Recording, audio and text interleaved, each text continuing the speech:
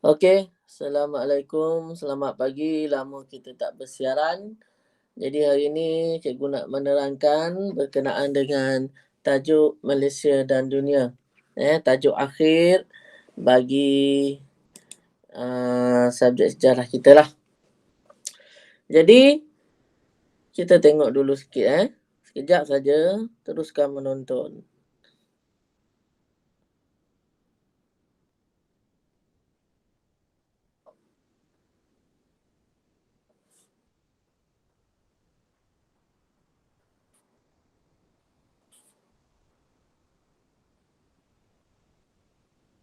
Okey, nampak apa ada yang kat depan? Okey, secara ringkas, cikgu akan terangkan secara ringkas. Ini kita masuk kepada tajuk Malaysia dan dunia. Okey, Malaysia dan dunia. Negara kita telah menyertai beberapa pertubuhan. Okey, beberapa pertubuhan. Yang pertama adalah ASA, ASA. Singkatan daripada Association of Southeast Asia. Okey, yang mana ia ditubuhkan pada 31 Julai 1961. Okey, waktu ini negara kita belum lagi dikenali dengan nama Malaysia, sebaliknya dikenali dengan nama TM, iaitu Tanah Melayu. Thailand dan Filipina, hanya 3 buah negara sahaja yang menganggotai ASA, yang mana dalam bahasa Melayu kita sebut sebagai Persatuan Negara Asia Tenggara. Okey, kerjasama yang dibuat oleh ASA, fokus utama adalah untuk bantras komunis. Okey, waktu ni komunis berleluasa. Okey, ini fokus utama ASA. Kemudian Mafilindo. Okey, kita join Mafilindo. Mafilindo ni adalah gabungan daripada nama 3 buah negara, yang mana MA ni merujuk kepada Malaysia. Okey, Malaysia, Philippines dan Indonesia lah. Okey, ianya ditubuhkan pada tahun 1963. Dalam negara kita pada tahun 1963 ni, apa peristiwa penting yang berlaku pada tahun 1963? Ya, minggu lepas kita dah sambut. Ya, kita dah sambut pada September 1963. Apa peristiwa yang berlaku pada September 1963? Penubuhan negara Malaysia. Hari Malaysia kita sambut minggu lepas kan. Okay. Pada tahun 16 September 1963. Mafilindo ini ditubuhkan pada 1963. Tahun yang sama dengan penubuhan negara Malaysia. Sebenarnya Mafilindo ni sejarah dia panjang. Okay. Ia ditubuhkan yang mana pada peringkat awalnya adalah untuk cuba untuk menggagalkan penubuhan negara kita ni, Malaysia. Cubaan. Yang mana pada peringkat awal nak tubuhkan negara Malaysia ni, negara kita ditentang oleh Indonesia. Indonesia ni tak bersetuju dengan penubuhan negara kita Malaysia. Indonesia tak bersetuju. Kenapa dia tak setuju? Sebab dia risau.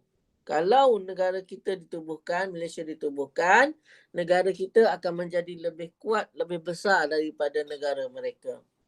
Jadi, pada waktu ini, negara kita menghadapi konflik dengan Indonesia. Okay? Menghadapi konflik dengan Indonesia.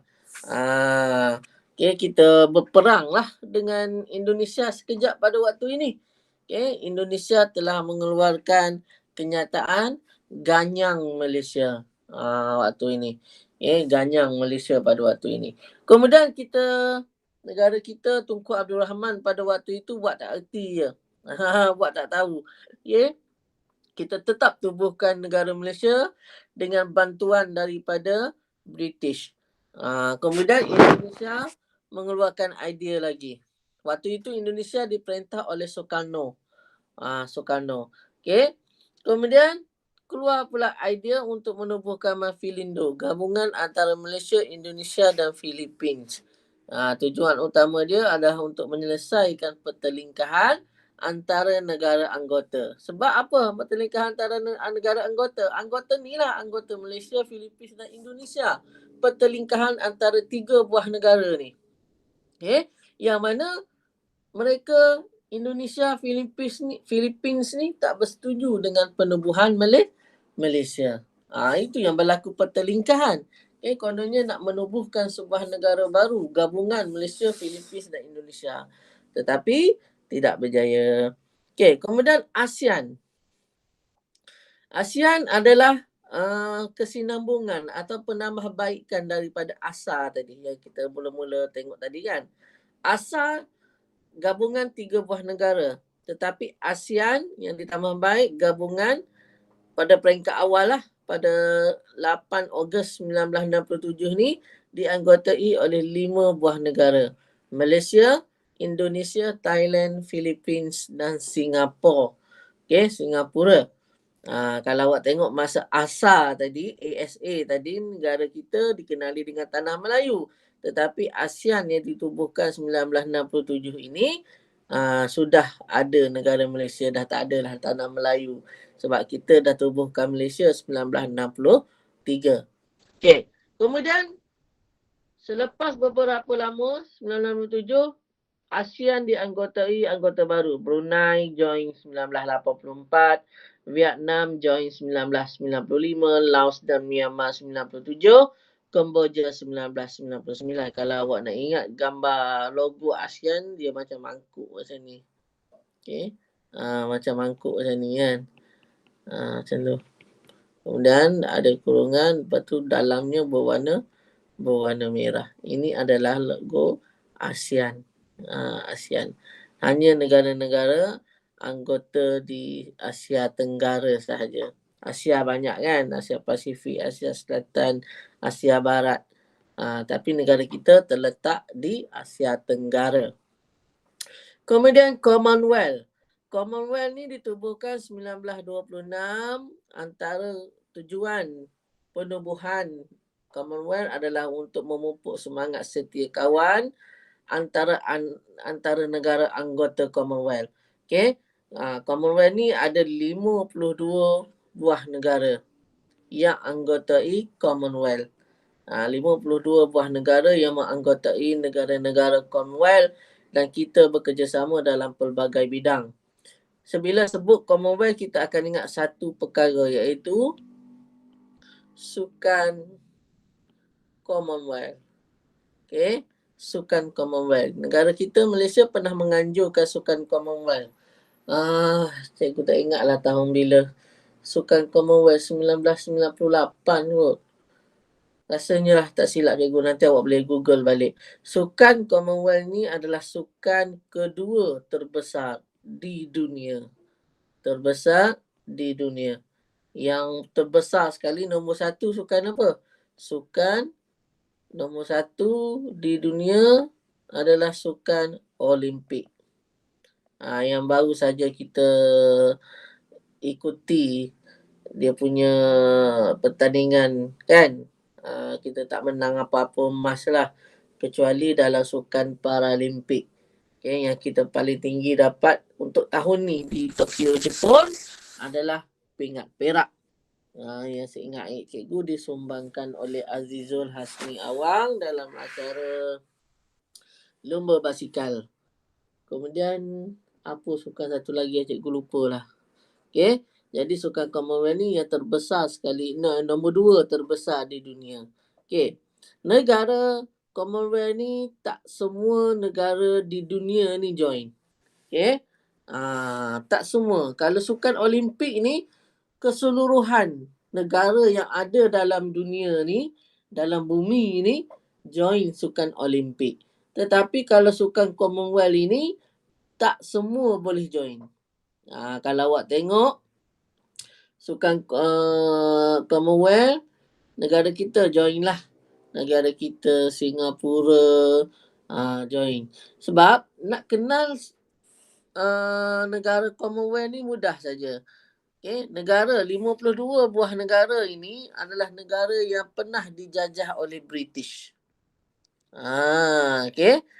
Negara Commonwealth ini, 52 negara Commonwealth ini merupakan negara-negara yang pernah dijajah oleh British. Jadi negara kita pernah dijajah oleh British tak? Pernah. Sebab tu kalau awak tengok dalam sukan Commonwealth, negara-negara seperti Indonesia tak ada. Indonesia tak join sukan Commonwealth. Tak join. Sebab apa? Sebab mereka tidak dijajah oleh British. Sebaliknya Indonesia dijajah oleh Belanda. Indonesia tak join sukan Commonwealth. Sepatutnya kita ada peluang cerah untuk memenangi pingat emas badminton. Pingat emas badminton kan. Sebab Indonesia tak join. 1957 British bantu pertahanan negara. Tujuan sukan Commonwealth pula. Tujuan penubuhan negara Commonwealth ni untuk saling bantu membantulah. 52 buah negara ni saling bantu membantu untuk pertahanan negara. Kemudian anggota bantu hadapi ancaman komunis sebelum inilah semasa kita diancam oleh komunis. Dan sekarang ni kita menghadapi ancaman daripada negara China. Negara China seringkali cuba masuk ke kawasan negara kita di Laut Cina Selatan tu kan. Setiap kali mereka hantar kapal-kapal mereka dan masuk perairan negara kita. Jadi bila berlaku macam tu, China ni negara besar. Kalau ikutkan sistem kalau nak ikutlah perbandingan antara sistem keselamatan kita, tentera kita, kalah kita dengan China. China besar negara dia. Kelengkapan ketenteraan dia lagi hebat, lagi canggih. Negara kita,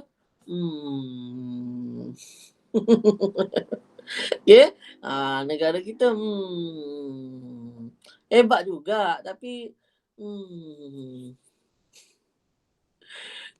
tak up to date lah dalam aspek kelengkapan ketenteraan. Kapal selam kita ada berapa je. Negara China berapa je ada kapal selam.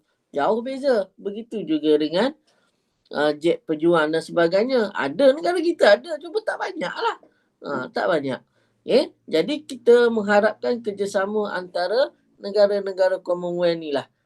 Terutama daripada British untuk membantu kita. Kemudian PBB. PBB ni adalah singkatan daripada Pertubuhan Bangsa-Bangsa Bersatu.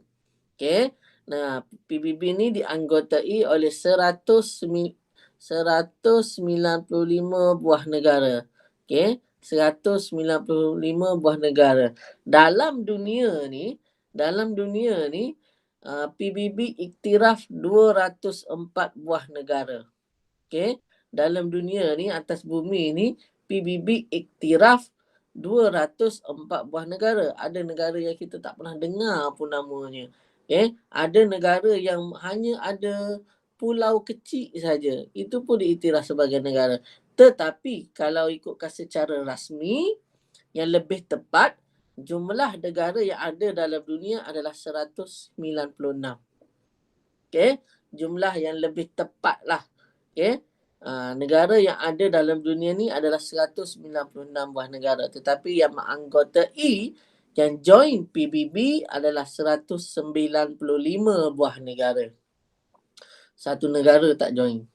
Cuba cari negara apa tu. Yang tak join.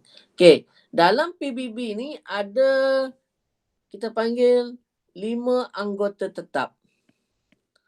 5 anggota tetap, iaitu US, Amerika Syarikat, British, Rusia, China dan Perancis. Ini 5 anggota tetap. Yang mana 5 anggota tetap ini memiliki kuasa veto. Kuasa veto. Veto ini adalah pembatal. Kuasa pembatal. Dia ada kuasa ni, 5 buah negara ni. 5 buah negara besar. Yang pada peringkat awal daripada mereka 5 ni daripada Liga Bangsa-Bangsa. Bila Liga Bangsa-Bangsa, LBB. LBB. Liga Bangsa. Bila Liga Bangsa-Bangsa dibubarkan, mereka tubuhkan PBB. Inilah maknanya mereka negara awal lah yang menganggotai PBB. Jadi mereka ada kuasa veto, kuasa pembatal. Masalahnya, kuasa pembatal ni sangat hebat. Sangat hebat. Sebab mereka boleh membatalkan apa saja keputusan yang dia buat. Contoh kita katakanlah Israel serang Palestin. Kemudian negara anggota, contoh Malaysia kata PBB kena hantar tentera dekat Palestin. Kena bantu untuk menghadapi ancaman Yahudi. Kena bantu hadapi ancaman Israel ni. Kenapa bully Palestin? Kenapa ambil tanah Palestin? Jadi Malaysia kata kita kena hantar negara tentera dekat Palestin. Kemudian semua anggota PBB bersetuju kecuali Amerika Syarikat. Amerika Syarikat kata apa? Kami tak setuju. Kami gunakan kuasa veto. Maka apa yang Malaysia cakap tadi, yang negara lain setuju nak hantar tentera, automatik tak lulus. Itu kuasa veto. Sebab tu ada PBB pun tak gunalah. Sebab ada kuasa veto ni.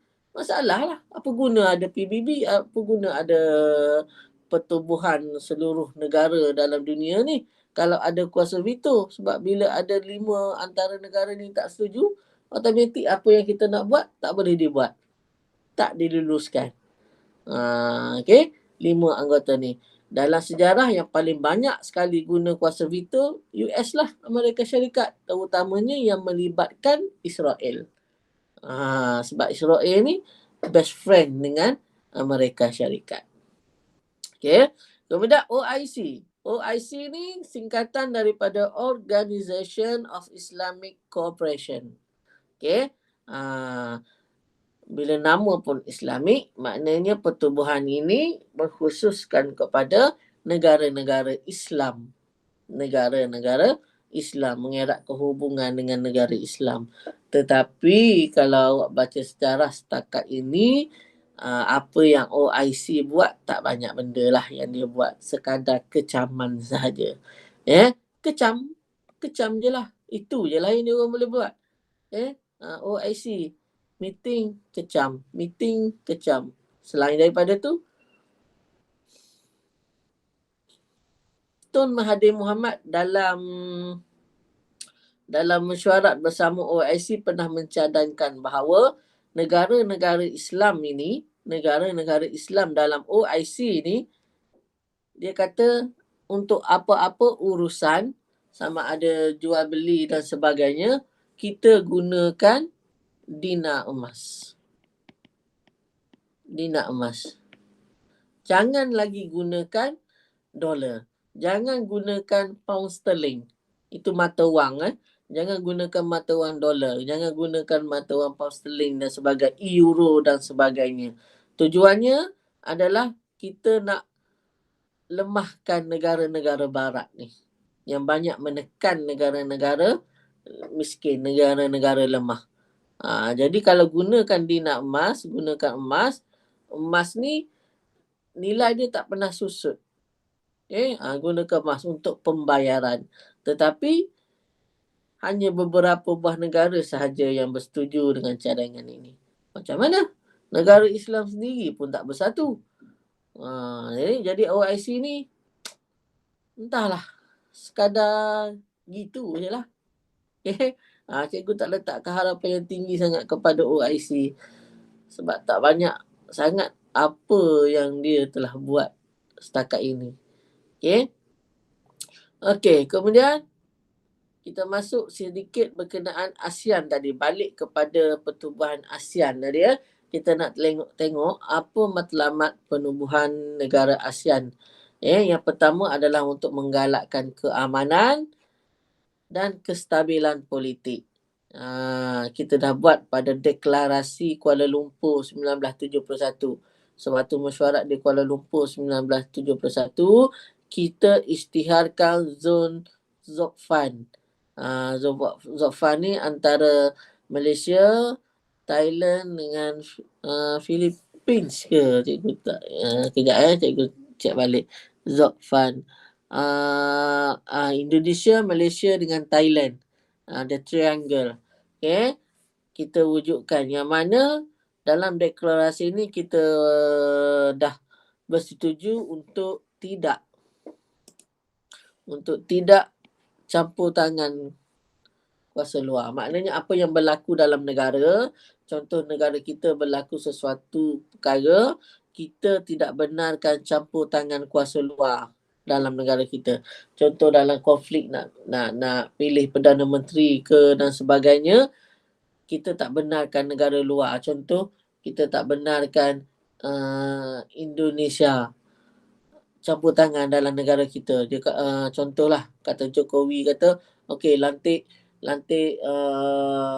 Mak Sabu sebagai Perdana Menteri. Lantik Guang Eng sebagai Perdana Menteri. Tak boleh. Kita tak benarkan sebab kita dah isytihar deklarasi Kuala Lumpur 1971 tanpa campur tangan kuasa luar. Apa sahaja yang berlaku dalam negara kita, negara luar tak boleh masuk campur. Kita sendiri yang uruskan. Jangan sibuk-sibuk nak masuk campur rumah tangga orang. Contoh gitulah kan. Orang ketiga, senang kata orang ketiga campur tangan kuasa luar ni. Okay. Kemudian yang seterusnya, ASEAN juga bermatlamat untuk memberi bantuan latihan dan penyelidikan. Kita ada satu pusat penyelidikan di negara kita iaitu yang terletak di Pulau Pinang. Okay. Selidik apa-apa lah yang sekarang ni mereka tengah buat penyelidikan berkenaan dengan COVID-19 lah. Okay. Cuma slow sikit lah. Negara lain dah keluarkan vaksin. ASEAN belum keluarkan apa-apa lagi. Okay.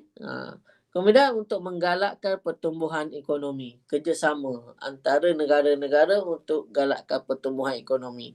Kita galakkan mereka datang melancong negara kita. Kita galakkan kita melancong negara mereka.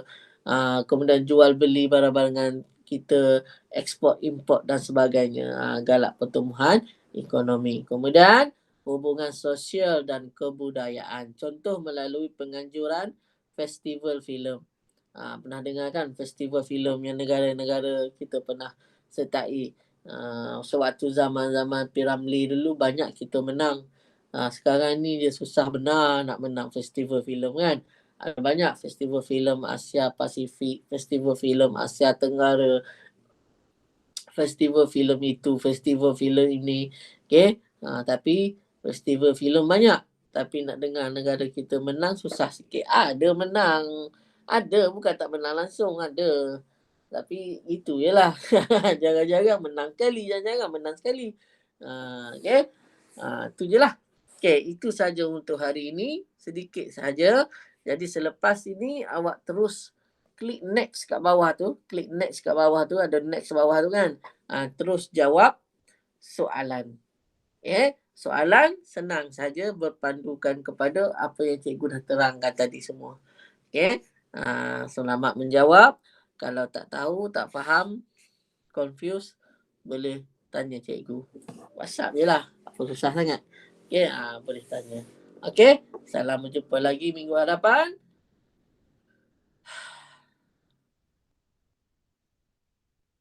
Salam berjumpa lagi minggu hadapan. Kurangkan kontroversi. Duduk rumah elok-elok. Jangan melancong-lancong.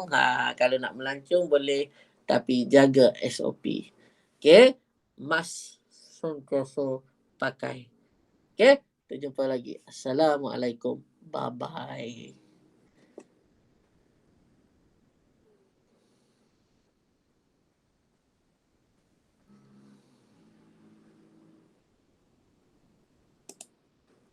Mana nak stop ni? Stop.